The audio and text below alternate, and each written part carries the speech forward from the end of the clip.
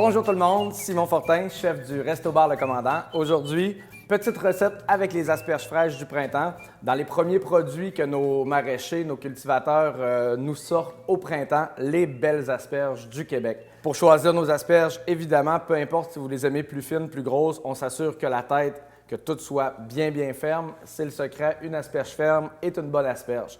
Le bon vieux truc que tout le monde connaît, pour savoir où termine le bois et où commence l'asperge, on casse et voilà. Ça, c'est la partie qui est dure, qui va avoir de la fibre, qui va être plus difficile à mastiquer et plus fibreuse. Et ça, c'est notre bonne partie. Moi, j'aime bien prendre la méthode paresseuse de couper à peu près, on enlève 1/3, 2/3 et puis on récupère cette partie-là, soit pour un bon bouillon de légumes, soit surtout pour faire une bonne soupe, une bonne crème d'asperges. Ensuite, on va prendre nos pointes d'asperges.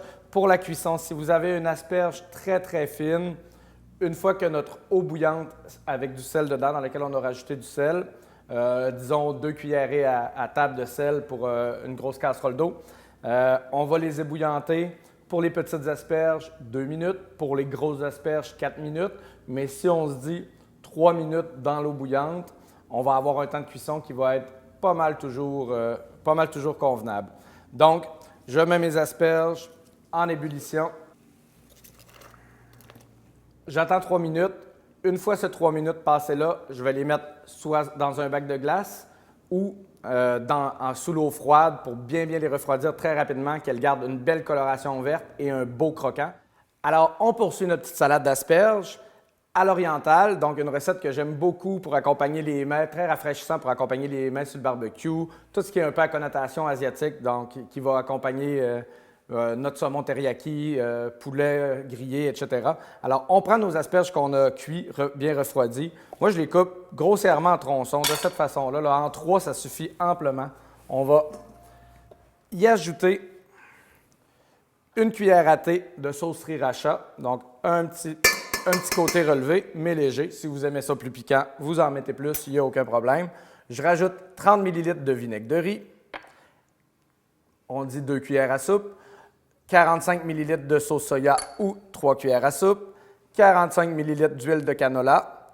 Je mets à peu près l'équivalent, donc 45 ml de sirop d'érable.